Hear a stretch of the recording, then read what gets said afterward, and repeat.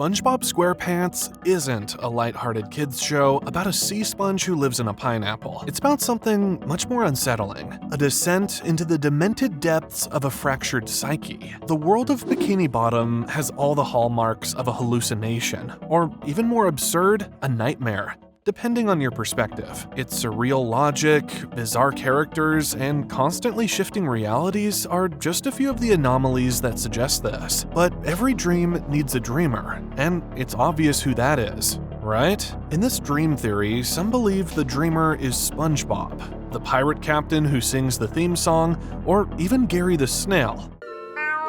But I believe differently. Despite the show being titled Spongebob Squarepants, Squidward's backstory is the most explored, rendering him the most real of all the characters. We know more about him than any of the others, even SpongeBob, raising the questions, why? And what is the show really about? We know that Squidward grew up in a suburban environment, as implied by his rivalry with his wealthy arch-nemesis, Squilliam Fancy Son. This background suggests that Squidward likely developed his love for art and music, particularly the clarinet, during his upbringing. His desire to be seen as cultured and sophisticated contrasts sharply with Squilliam's success and luxury, hinting at Squidward's middle-class roots and his constant yearning for a more refined and respected life that he feels he never truly achieved. Instead, he works as a cashier at the Krusty Krab, a job he despises, and feels trapped in a life that doesn't appreciate his artistic aspirations. This lack of fulfillment has made him bitter and frustrated, constantly longing for a life beyond the mundane, like many creative souls do. That's why artists often create dream worlds to escape to, seeking solace and fulfillment that elude them in reality. They immerse themselves in reading, playing games, or sometimes more extreme methods to find alternative realities. Perhaps Squidward's rejection of reality and his yearning for artistic recognition went too far, creating the sometimes nightmarish dreamscape we know as Bikini Bottom and the Spongebob Squarepants show. Or maybe he's in a coma or a mental institution. The world of SpongeBob and Patrick and the sponge and starfish themselves could very well be the products of Squidward's escapism gone too far, an endless loop of lost dreams and missed possibilities, now out of control and impossible to escape. But where did it all start? Like many of us, Squidward has grand aspirations. In this theory, Squidward dreams, both figuratively and literally, of an ideal world where his creative talents are celebrated, surrounded by culture, peace, and sophistication. He envisions himself as a renowned artist and musician, performing for adoring audiences who truly appreciate his genius. Ideally, his home would be a quiet sanctuary, free from the chaos of his world, allowing him to immerse fully in his art. But if he yearns for such a tranquil reverie, why dream up a place as chaotic as Bikini Bottom? The answer lies in the fact that we are rarely fully in control of our fantasies and the way they manifest. An artist needs an audience, but where do you find an audience in your dreams? This next part might blow your mind, but try to remember the last vivid dream you had. Who were the characters in that dream? Your parents, family, friends, enemies, monsters? Wrong. All those characters are parts of you, crafted by your brain. So even like Squidward, when you dream of a perfect world where only your best parts are present, the other parts also linger in the background, ready to manifest as friends or antagonists. Characters we perceive as benign, friendly, and comical, the heart of the show, like SpongeBob and Patrick, aren't what they appear to be. In reality, they are forces that directly oppose Squidward, constantly working against him in his world. They disrupt his peace and sabotage his artistic endeavors, serving as relentless obstacles in his quest for solitude and creative fulfillment. These so-called friends embody the chaos and ignorance that undermine everything Squidward strives for, turning his dream world into a personal nightmare. They are actually parts of his psyche that work against his goals of achieving solitude and artistic perfection. For instance, SpongeBob is his inner chaos, constantly injecting disorder into his life. Patrick is his ignorance and simplicity, undermining his desire for intellectual and cultural pursuits. And Mr. Krabs represents materialism, pulling Squidward away from his artistic aspirations with the mundane demands of everyday life. There are more clues that point to the fact that Bikini Bottom is a hellish fantasy of Squidward's own creation. For instance, his constant run-ins with the jellyfish and that one time in the freezer. Squidward often encounters jellyfish, which always seem to hurt him despite his attempts to avoid them. Ironically, he was the one who taught SpongeBob how to jellyfish, setting the stage for the endless loop of pain and frustration he now finds himself in. And then there was the void of the freezer. Imagine being trapped in a freezer for 2,000 years. How would you feel? At first, maybe relieved to have some peace and quiet away from the chaos.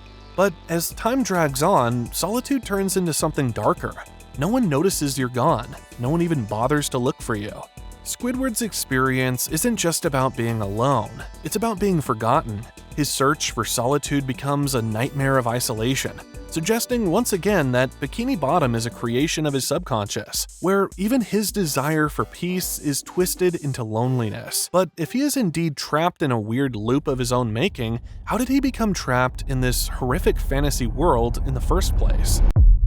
The big question is whether this is one dream that merely feels like it goes on forever, stretching over multiple episodes and movies, one that Squidward might one day wake up from, or whether it's some kind of horrible waking fantasy. Evidence suggests he could actually be a character or even a real human person suffering from a delusional episode or trapped in a coma. First, let's consider the possibility that Squidward could be in a coma in the real world. If this is the case, some kind of accident must have put him there. We see evidence of this in his repeated physical accidents across multiple episodes. He chokes on a fork, ends up in a full body cast, gets pummeled by snowballs, is hit by a door, resulting in extreme facial changes, and falls off a cliff.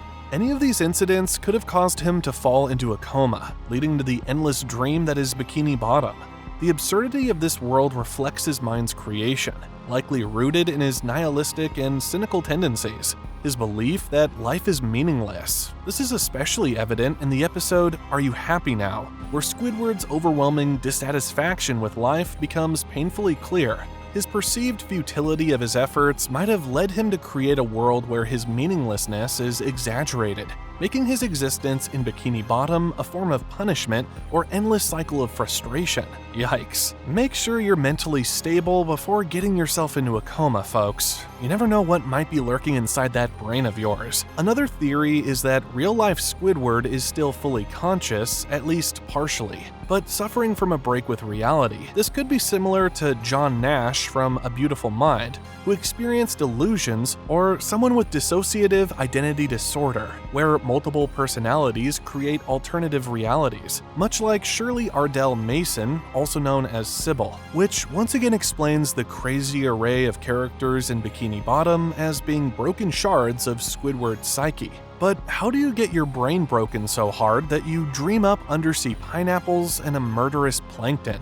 Real-world triggers include severe trauma, prolonged stress, or substance abuse. In episodes like Can You Spare a Dime?, where Squidward experiences extreme financial and emotional stress, and Squidward in Clarinet Land, where his obsession with his clarinet becomes almost like a drug, leading to surreal, mind-bending experiences, we see hints of these triggers. And let's not forget Squid's Visit, where the poor Squidward is driven to the brink of madness when SpongeBob recreates his house in terrifying detail, causing Squidward to question his sanity. These could be reflections of the real-life Squidward, whoever he truly is, manifesting his struggles and traumas in his fantasy world. That's some heavy stuff, not knowing if we're dreaming or awake, that everything around us are projections of our mind, probably meant to punish ourselves, and that we might be forever tumbling round and round in an endless loop of suffering. So, I sincerely hope it's just a long dream poor Squidward will wake up from eventually. But if it is a dream, another question beckons.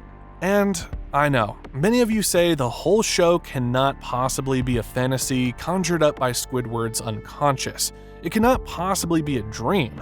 And I hear you.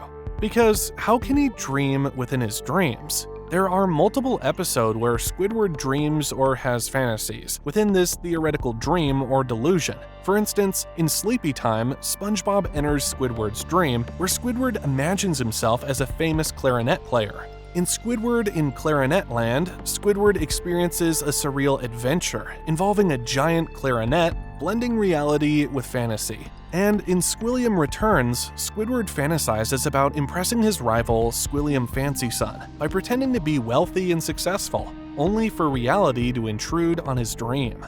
Nested dreaming, a phenomenon tied to lucid dreaming, occurs when you find yourself dreaming within a dream. It creates layers of consciousness, where you might think you've woken up, only to realize you're still dreaming. Lucid dreamers, aware they're dreaming, sometimes unintentionally trigger this by gaining control over their dreams. Freaky, if you ask me. I wonder what will happen if and when Squidward wakes up or recovers from his mental episode. Will he face a reality more overwhelming than his dream world? I guess we'll only know once the animated series finally ends, which probably won't be soon, because SpongeBob Squarepants remains incredibly popular and continues to entertain generations of fans. The show's longevity suggests that Squidward's story and his struggle between reality and fantasy may continue for a long time to come. So, what do you think? Can you escape life's problems by dreaming them away? Whether Squidward is caught in an endless loop of fantasies, suffering from a fractured psyche, or stuck in a coma, his experience in SpongeBob SquarePants suggests that reality always seeps in, turning escapism into its own nightmare. If you enjoyed this deep dive into Squidward's mind, don't forget to subscribe and like the video. Share your thoughts in the comments. What do you think is